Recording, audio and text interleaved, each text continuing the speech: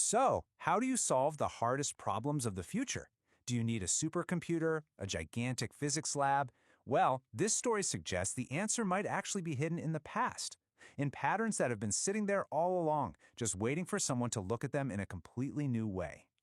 And our story begins with just that, a deep, structural look at a single, ancient text.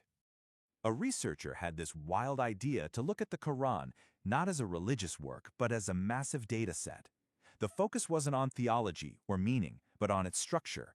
Things like letter frequency, how often things repeat, and how information is spread out from beginning to end. You can almost think of it like they were trying to map the DNA of the text itself. The whole point was to get past interpretation and map the underlying rhythm of the information, to find the hidden mathematics of how it all fit together. And as all this data was being crunched, something truly remarkable started to appear.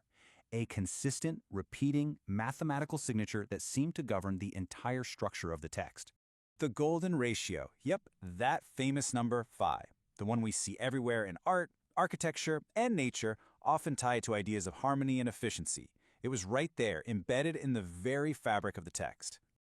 And here's the first piece of hard evidence. When they analyzed the rhythmic duration in the text, the data split almost perfectly into 62% and 38%. Now that's not some random division, it's a direct reflection of the golden ratio's unique proportions. And it didn't stop there. They also mapped out the density of repeated letters across all 114 chapters. And guess what? The peak, the single point of highest repetition, happened almost exactly at the golden ratio point of the text, right around chapter 70. The same mathematical fingerprint, popping up again. Okay, so finding this pattern is fascinating, right? But how does an observation like that turn into something more, something powerful? Well, it becomes the foundation for an algorithm.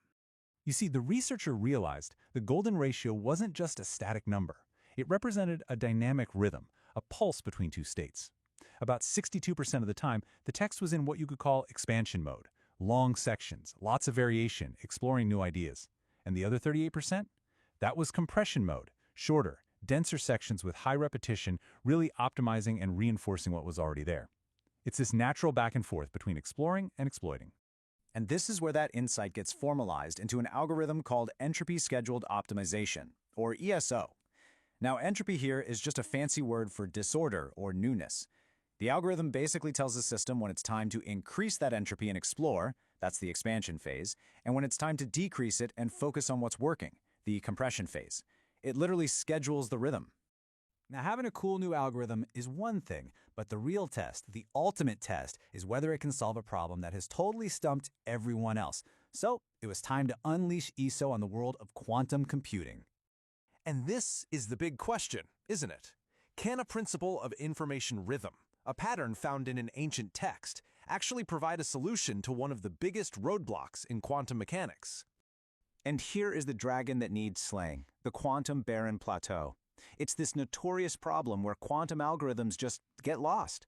The landscape they're trying to navigate goes completely flat, which means there are no clues, no direction on how to improve. They literally become untrainable. And the results were, well, they were dramatic. By intelligently scheduling when to expand and explore new quantum states and when to compress and optimize the good ones, ESO could successfully navigate that flat landscape. While other random methods just got stuck, ESO basically created its own signposts, finding the solution way faster and with a much higher probability of success. It carved a path forward where there wasn't one before. Solving a quantum puzzle is amazing, but the story doesn't end there. That very same core principle is now being used to tackle a very real, very expensive problem right here, right now.